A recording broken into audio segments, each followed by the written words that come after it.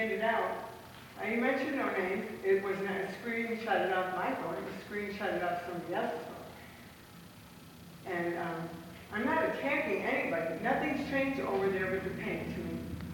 And I will continue to stand up every council meeting and speak because I don't think you're getting a fair shake. Thank you. Thank you, Ms. Kelly. Mr. Chairman, Councilman Missouri. I would echo the mayor's comments in that I don't have a problem with someone coming here and speak. I think there's been a lot of productive conversations, and I would argue that much more than the paint has changed here in the last 30 or 45 days, but I too am concerned about comments. I think I've seen conversations in social media about city officials enjoying to torture animals and to illegally dump animals, and comments that are so far off base and so far untrue, and it really hurts your credibility when you come up. When I hear and see things relative to accusations like elected officials or City of Taylor employees who literally enjoy torturing animals, it, in my opinion, hurts your credibility and any of the good work that you're trying to do and any of the benefit to the animals. It's really in one ear and out the other because of those unfounded allegations that I've heard and that I've seen. Thank you. Councilman Johnson. Chair, to the administration, could you tell me a little bit about before this administration took office and how the animal shelter was and what it was? Mr. Chairman, again, I don't want to necessarily go into the infinite details, but euthanizing animals after 7 days was not uncommon. I'm not saying the last administration was any different than other municipalities. 5, 6, 7, 8 years ago, it was a different environment. There wasn't a lot of social media effort to rehome animals, to reconnect animals. They quite honestly may have not had a choice, but that in fact was what occurred. I mean, if an animal was here for 7 days, you know, they probably didn't see day 8. But that was common in other cities as well. Absolutely. My point is that we've made steps to change that. And nobody's perfect, and we'll keep moving forward. Mr. Chairman, this body adopted a policy for no-kill for adoptables. We've gone a step further. We don't even carry the product to euthanize animals. So everything's done under a vet care now. So the dogs or cats are evaluated with the City of Taylor by a vet. If there are medical reasons, if they're aggressive, then they're taken, either they're taken to the vet or we call the vet to us. But we don't even carry the product to do it. So, you know, so much has changed in 6 years, 7 years, and everything will continue to change. I think that's what we're stressing to Ms. Kelly, that the challenging of us is good, it's fine. I mean, we want to do better. We want to make sure that we continue to raise the bar and find homes for these animals. But just take the personal issues out of it. We're not interested in hearsay. We're interested in factual data, factual information. I brought nobody's name up. Thank you, Mr. Mayor. Thank you, Mr. Mayor. Is there any other interested parties? Yes, sir. My name is Mark Juilliard. I live at 6708 Beach State Road. Families live there since the 60s. My problem is the golf balls. Constant. I've talked to the director there, and he promised me this year there would be no balls. Today I get home from work, there's 3 balls in my yard. I can't even put new windows or anything in the house in fear that these will be broken. My son's windshield was broken a year or so ago. They used to, years ago, cover it, but now they're not at fault. They said they find the person. Put a gate on that fence, and I'll go in there and find the person, that's hitting those balls. But something's got to be done.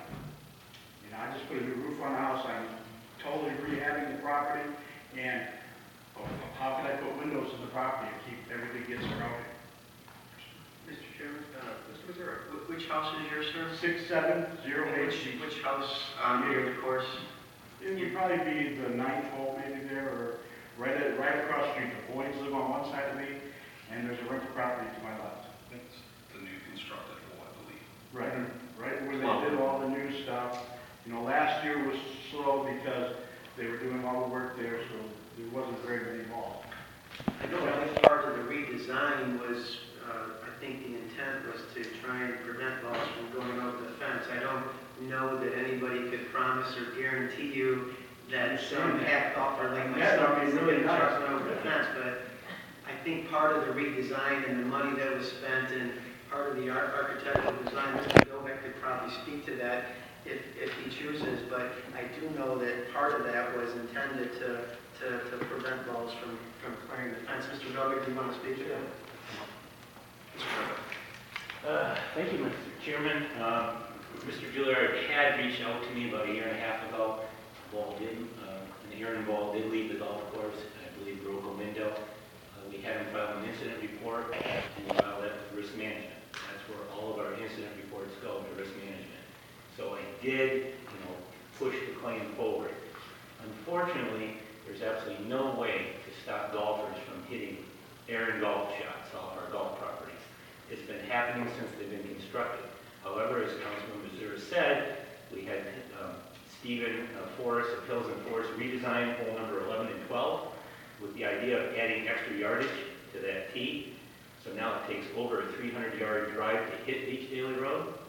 There's not a heck of a lot of golfers that can do that, but that doesn't mean on a second shot or a third shot that a golf ball could land outside our fence line.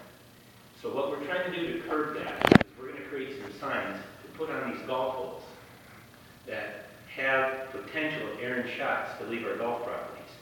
Putting the golfers on notice so that when they tee off, it'll read like something that you're individually responsible for your own golf shot. So please take note of that before hitting that tee ball and what club you choose. Also to say that, letting them know they're responsible, and then we'll probably go out and let the residents know, should a golf ball hit their home or car or what have you, to come to the pro shop immediately so that we could potentially connect the two occurrences. Councilman Johnson? Did we take some net down along 94 there that's no longer used? Is that a possibility? Council Chairman, the net was ripped and was in disrepair, so it was not All 3,000 feet of it? not all 3,000 feet of it. But, so the idea with the redesign of the golf course, there's rules for golf architects. And when they come up and design a golf course, they're the ones that are potentially on the hook for what is the correct distance. And this guy is a nationally world-renowned architect. But there's no nationally renowned golfers in that golf course, and they're all shooting balls on second and third shots coming in from, if it hits a car, we're gonna have a big problem. Something needs to be done. Mr. Chairman? Mr. Mayor? The real issue is that, whenever the city of Taylor decided to get into the golf course business with this particular location, they took a normal golf course that should fit on 300 acres and put it on 98. So, there are, in terms of golfers choosing the right club, there's a lot of personal responsibility on this particular course because we're worried about the safety of the surrounding residents. We're also worried about the safety of the golfers. That's a whole other dynamic we deal with on the golf course daily of trying to, make sure golfers don't hit other players. I think the changes at the course will make a difference. I think the signage that we're proposing will also make a difference. But there is nothing we can do to 100% ensure that golf balls won't leave the golf course. Putting a net up, you may solve a problem for a week or two, but the nets don't last. They're like they get ripped with the weather, and then we'll have another problem with it looking ugly and not being effective, and they're not cheap either. So I'm not at this point in favor of putting a net up until we evaluate the change over a season. You put nets up in the golf course to protect golfers. Mr. Chairman? Mr. Mayor? I'm not aware of a location on that golf course that has a net anywhere to protect a golfer. I'm not sure that that's the case. That was part of the redesign. There used to be a net on the 11th tee box, I believe it was, to protect golfers. That has all changed with the redesign. I don't believe there's any more netting out there. So what happens if a resident or a passerby on a vehicle gets hit with a golf ball? Then we have more of a problem than putting a net up in that certain area. Mr. Chairman, again, what we want, what we're asking you, your neighbors, anybody, if a ball does cause damage to your property, please come report it. The sooner the better, because it is the golfer that hit the ball that will be held accountable. Thank you very much. Thank you. Mr. Chair, Mr. Ruler? you know, I agree with that, but my only concern is how we know, how we need to know who the golfer is. That's what I had. Yes, Chairman, Mr. Novak. There are stated tee times, Okay. and if there is a time that car or home is hit, we can kind of go backwards based on the timing. And we can, then we can approach the groups that it should have, could have caused the occasion. Mr. Chairman, the other thing, I don't know about everybody, but most of the golfers are pretty honest people. They don't, it's not intentional. I mean, most of them, if they cause a problem, they wanna help fix it. I can't speak to everyone. I know that would probably not be true, but the vast majority of people that are out there are pretty genuine people that if we know and if we can connect them, I think that it will help, resolve the issue. But again, we're going to put some signs up. I think the other thing is making them aware that they're responsible. So if they choose a driver on their second shot and it hooks into the neighborhood, they have to understand that that's on them.